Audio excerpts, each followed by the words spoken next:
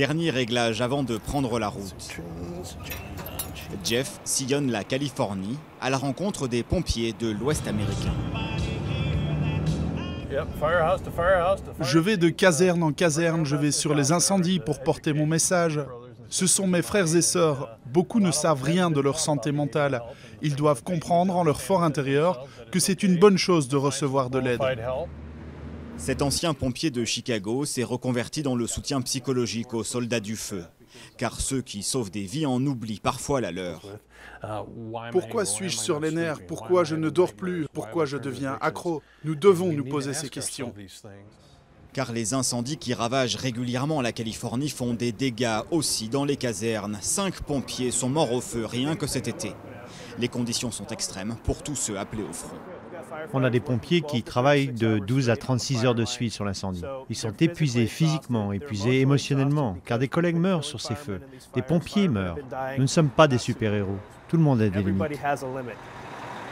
D'après les syndicats de pompiers qui pointent le manque d'effectifs, il y a urgence. Le stress post-traumatique, souvent associé aux soldats revenus de la guerre, fait des ravages. Et la culture du silence est difficile à rompre, même avec l'aide de psychologues spécialisés. C'est un univers très masculin, très macho. S'ils fendent l'armure, ils sont en danger, car depuis toujours, chez les pompiers, si tu es faible, on te met à la porte. Matt en a fait la douloureuse expérience. Gravement blessé pendant une intervention il y a 4 ans, ce pompier de San Diego a été poussé vers une retraite anticipée, le début d'une longue dépression. Ma carrière était tout pour moi, c'était mon métier, ma passion, mon identité. À un moment, j'ai eu des envies de suicide. Si Matt a réussi à chasser ses démons, d'autres n'y parviennent pas. Depuis le début de l'année aux États-Unis, 43 pompiers ont mis fin à leur jour. C'est 8 fois plus que le nombre de pompiers morts au feu.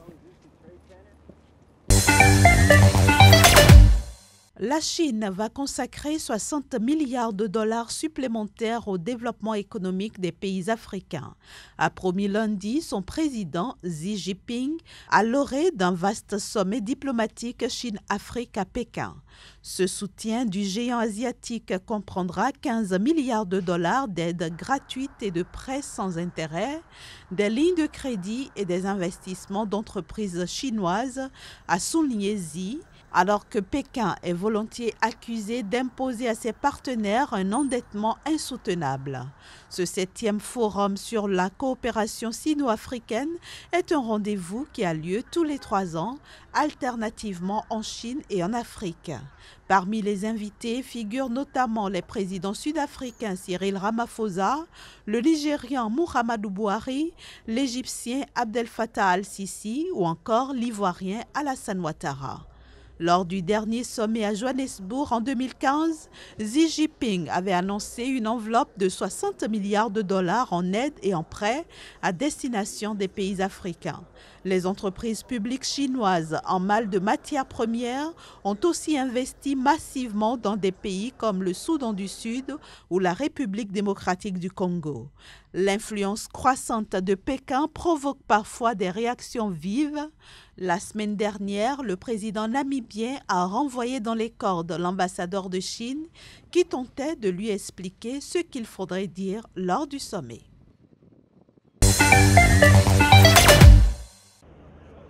Le musée national de Rio de Janeiro, joyau culturel du Brésil, a été consumé par les flammes. Un énorme incendie a ravagé l'un des plus anciens musées du pays. Le sinistre n'a fait aucune victime. D'origine encore inconnue, le feu s'est déclenché alors que le musée était fermé au public.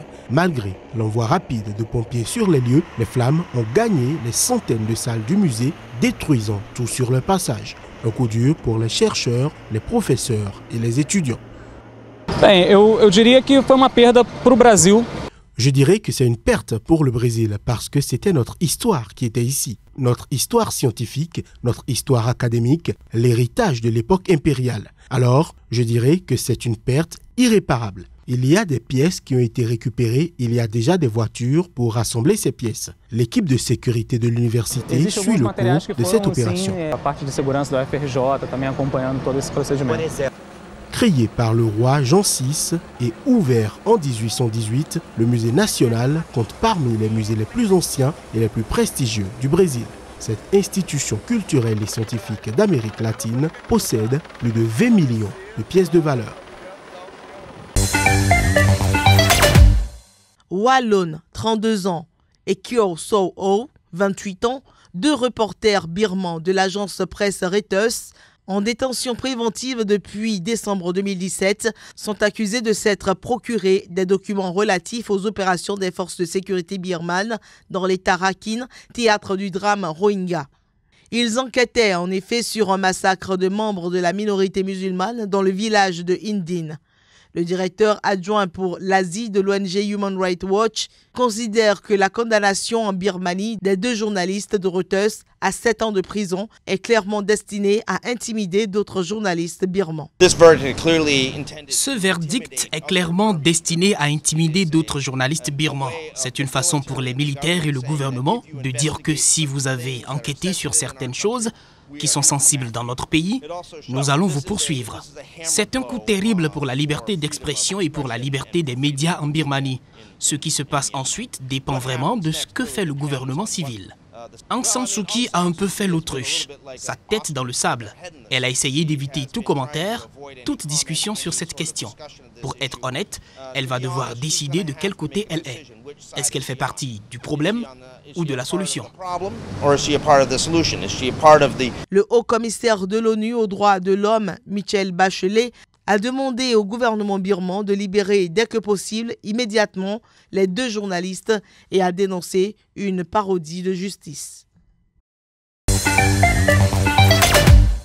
Le cyclone Jebi, le 21e de la saison en Asie, a touché la préfecture de Tokushima dans le sud-ouest sur l'île de Shikoku, a annoncé l'agence de météorologie. Cette dépression de 950 hectopascales est accompagnée de vents très violents pouvant atteindre en rafale près de 220 km/h par endroit dans un très large périmètre. Avec des vents de 160 à 190 km/h dans la partie centrale, Jebi est classé dans la catégorie très puissant, le plus puissant depuis 1993, a précisé le responsable de l'Agence nationale de météorologie. Jebi voyage en outre plutôt rapidement, poursuivant sa course dans la direction nord-nord-est à 45 km/h. Il devrait traverser ensuite la partie ouest de l'île principale, Honshu. Des pluies diluviennes sont également redoutées et les populations habitant des zones inondables ou susceptibles d'être victimes de coulées de boue doivent suivre les éventuelles consignes d'évacuation, ont insisté les autorités. Le Premier ministre Shinzo Abe a annulé un déplacement dans l'ouest et convoqué une réunion de crise au cours de laquelle il a demandé aux populations de prendre des dispositions pour se protéger. Des recommandations de rejoindre des refuges ont déjà été données à quelques 300 000 personnes. Au moins 50 000 foyers étaient par ailleurs privés d'électricité. Quant aux compagnies aériennes, elles ont par précaution renoncé à plus de 650 vols et de nombreuses liaisons ferroviaires ont été suspendues. Les grands magasins de la région d'Osaka notamment ont été fermés exceptionnellement ce mardi. Des entreprises des zones qui devraient être les plus affectées ont demandé à leurs salariés de rester chez eux, de même que des établissements scolaires à leurs élèves.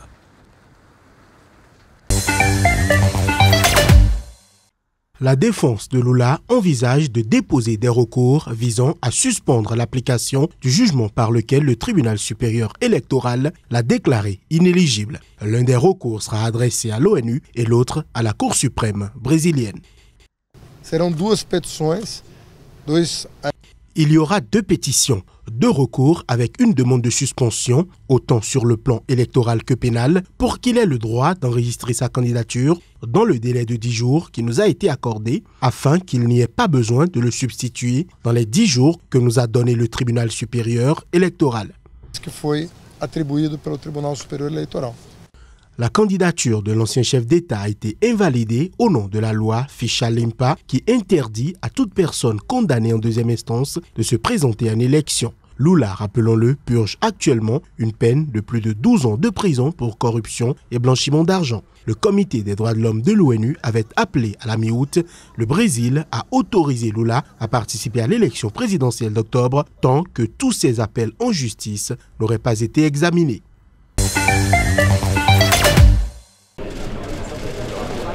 Le mouvement dénommé Aufstehen, qui signifie en français « debout », ambitionne de rassembler les déçus d'une gauche fragmentée. Ce creuset voit le jour alors que l'extrême droite connaît une poussée qui bouleverse le paysage politique. Debout, qui revendique déjà plus de 100 000 sympathisants selon sa fondatrice, n'entend pas à ce stade devenir un parti de plus. Il peine d'ailleurs à attirer des personnalités de gauche de premier plan.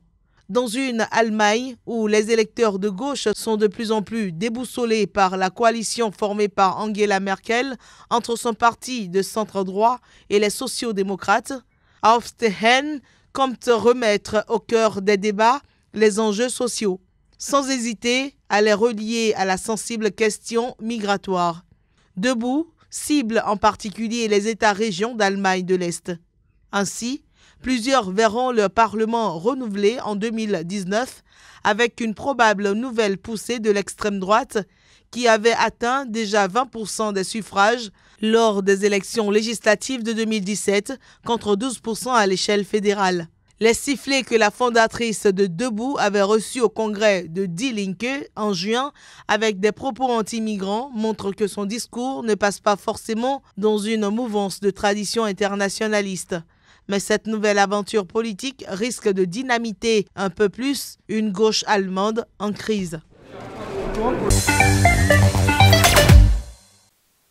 Nouveau coup dur pour Luis Inácio Lula da Silva. Le colister et probable remplaçant de l'ancien président brésilien est sous le coup d'une accusation de corruption. Fernando Haddad est accusé de faits présumés de corruption liés à sa campagne pour les municipales de 2012. Le parquet l'accuse d'avoir reçu 2,6 millions de reais, soit près d'1 million d'euros au taux de change de l'époque, de la part d'une entreprise du bâtiment pour payer une dette liée à la campagne électorale de 2012 qui lui a permis d'accéder au poste de maire de Sao Paulo. Toujours selon le parquet, l'entreprise en question espérait en retour obtenir des faveurs dans l'obtention de marchés publics. Des allégations refutées par le service de presse de Fernando Haddad qui dénonce une accusation sans preuve fondée sur la délation d'un cadre de l'entreprise qui raconte des histoires selon ses intérêts. Condamné pour corruption, l'accusateur aurait noué un accord de collaboration avec la justice dans l'espoir d'une remise de peine. Fernando Haddad, 55 ans, risque l'inculpation si une mise en accusation est considérée recevable par le juge chargé de l'affaire. Candidat à la vice-présidence sur le ticket de Luis Inácio Lula da Silva, dont la candidature a été invalidée vendredi par la justice électorale, Haddad est pressenti pour le remplacer en tant que candidat officiel du Parti des travailleurs.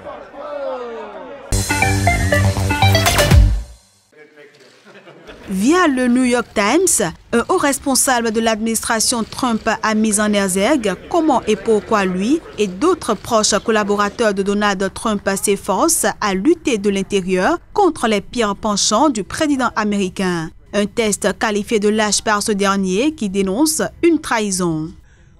Si le New York Times a un éditorial anonyme, pouvez-vous le croire ça? Anonyme, c'est-à-dire lâche, un éditorial lâche.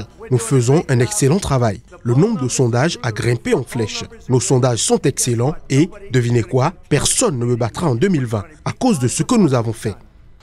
La publication de ce témoignage intervient au lendemain de la diffusion de larges extraits d'un livre explosif du journaliste d'investigation Bob Woodward qui dresse le portrait d'un président colérique et paranoïaque que ses collaborateurs s'efforcent de contrôler, voire de contourner pour éviter de dangereux dérapages.